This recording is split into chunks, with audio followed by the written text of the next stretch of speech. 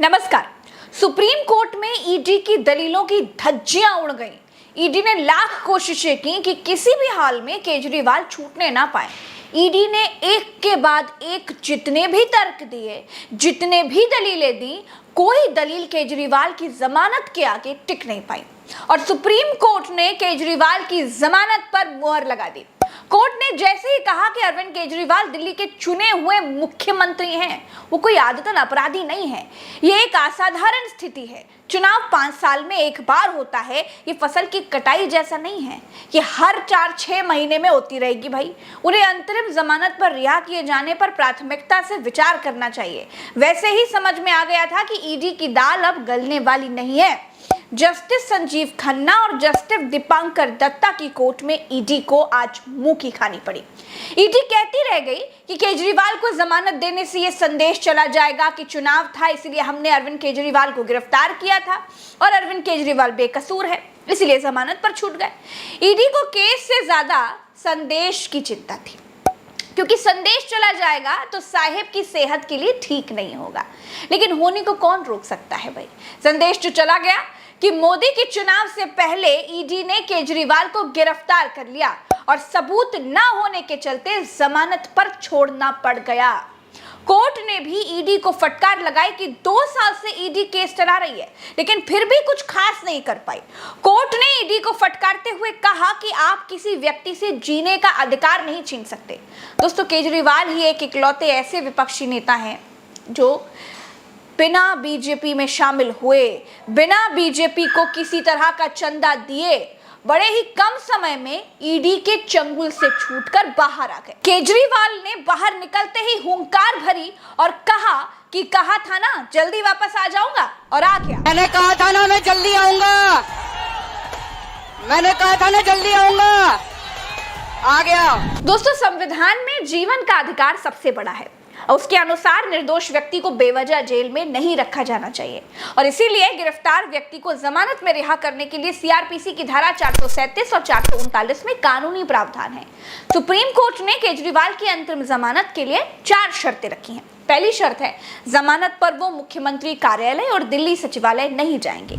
दूसरी शर्त है, किसी सरकारी फाइल पर हस्ताक्षर नहीं करेंगे जब तक लेफ्टिनेंट गवर्नर के अप्रूवल के लिए वो जरूरी ना हो। तीसरी शर्त, मौजूदा केस पर किसी भी तरह की कोई टिप्पणी नहीं करेंगे। चौथी शर्त, मौजूदा केस से जुड़े किसी गवाह से नहीं मिलेंगे और ना ही इससे जुड़ी फाइल देखेंगे। साथ ही जस्टिस संजीव खन्ना और जस्टिस दीपांकर दत्ता की बेंच ने कहा, केजरीवाल की अंतरिम जमानत की शर्तें आप नेता संजय सिंह की जमानत पर लगाई गई शर्तों के समान होंगी।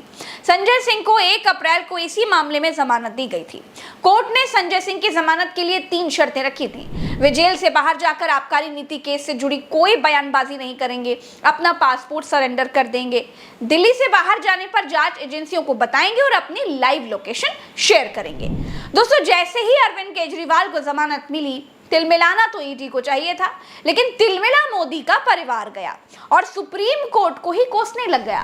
बोले 7 लाख गरीब आम लोगों के मुकदमे चल रहे हैं, लेकिन सुप्रीम कोर्ट धन्य है जिसे केजरीवाल को तुरंत जमानत दे दिया। दूसरे मोदी के परिवार वाले कहते हैं केजरीवाल को जमानत देना शॉकिंग है। ट्विटर पर मोदी के परिवार का रोना धोना चालू हो गया। दोस्तों, अब तक ब्रेन वॉश्ड फैक्ट्री सिर्फ मोदी के लिए लोगों को गालियां बकती थी, लेकिन तानाशाही का आलम कुछ यहां तक पहुंच गया है दोस्तों कि मोदी का परिवार दोगली न्याय व्यवस्था लिखकर ट्रेंड कराने लग गया।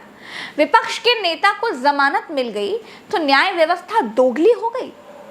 राहुल गांधी को 2 साल की सजा सुनाई गई थी, तब न्याय व्यवस्था ठीक थी। जब तक केजरीवाल को जमानत नहीं मिल रही थी, तब तक यही न्याय व्यवस्था ठीक थी। आज यही दोगली न्याय व्यवस्था का हिस्सा हो गया। वाह भाई, मोदी के परिवार ने कोर्ट तक को नहीं बख्शा। जिस कोर्ट के आगे ऑनरेबल कोर्ट लगाया जाता है, वो कोर्ट दोगली हो गई। इस तरह का प्रेशर बनाया जा रहा है दोस्तों। पत्रकार गाली खाने के डर से सच ना बोले, जज गाली खाने के डर से सही फैसला ना दे दे, देश में तानाशाही हावी हो रही है। दोस्तों, केजरीवाल को 1 जून तक जमानत मिल गई है केजरीवाल को जमानत मिलने के बाद मनीष सिसोदिया की टीम ने क्या कहा वो भी सुनिए। देश को तानाशाही से बचाना है। चुनाव से ठीक पहले अरविंद केजरीवाल जी की गिरफ्तारी कोई संयोग नहीं बल्कि तानाशाह का डर था। दिल्ली के मुख्यमंत्री और एक राष्ट्रीय पार्टी के अध्यक्ष को जेल में बंद करके चुनाव करवाना चाहता था तानाशाह, लेकिन आज देश की सर्वोच्च अदालत ने उन्हें चुनाव प्रचार करने के लिए जमानत दे दी है। सभी देशवासियों को बहुत बहुत बधाई। केजरीवाल जी तानाशाह की सलाखों से बाहर आ चुके हैं। केजरीवाल गिरफ्तारी को अवैध करार देने का मुकदमा लड़ रहे थे, लेकिन बिना मांगे कोर्ट से केजरीवाल को जमानत मिली है। इसे याद रखा जाना चाहिए। केजरीवाल को जमानत मिलने के बाद राहुल गांधी ने भी बताया कि कैसे मोदी की ईडी काम करती है, कैसे 50 घंटे बिठाकर रखती है, किस तरह से टॉर्चर करती है। सीबीआई ईडी मुझे छोड़कर 55 घंटे मुझसे मतलब इंटरोगेशन किया। मैं 2-3 साल बाद आपको बताऊंगा उस डिस्कशन में क्या हुआ।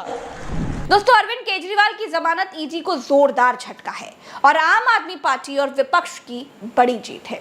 जमानत के बाद दिल्ली में पटाखे फोड़े गए और अरविंद केजरीवाल की जमानत पर दिल्ली के लोग क्या बोले सुनिए जरा। देखिए, जमानत जो मिली है वो हमारी दिल्ली की जो 2 करोड़ 2.5 करोड़ की जनता है उनकी जीत हुई है। आज जो हुआ है ये लोकतंत्र की जीत है। या तो रहो रेल में या रहो जेल में। हाँ। रेल है बीजेपी और जेल है फिर तिहाड़। अरविंद केजरीवाल लोकतांत्रिक भारत सरकार के पहले ऐसे नेता हैं जो जेल में रह के सीएम बने रहे, सरकार चलाई। केजरीवाल ने कुछ गलत नहीं किया होगा, उनको छोड़ दिया। जो जमानत मिली है उस पे खुश है या ना खुश है? जी बिल्कुल खुश है। हाँ। केजरीवाल जी लोकप्रिय नेता है और दिल्ली की जनता के दिलों पे राज करते हैं। केजरीवाल की जमानत के बाद दिल्ली वालों में खुशी की लहर है। आम आदमी पार्टी में खुशी की लहर है, लेकिन महामानव जी की पार्टी बड़े सदमे में है। केजरीवाल कल से रैलियां करेंगे।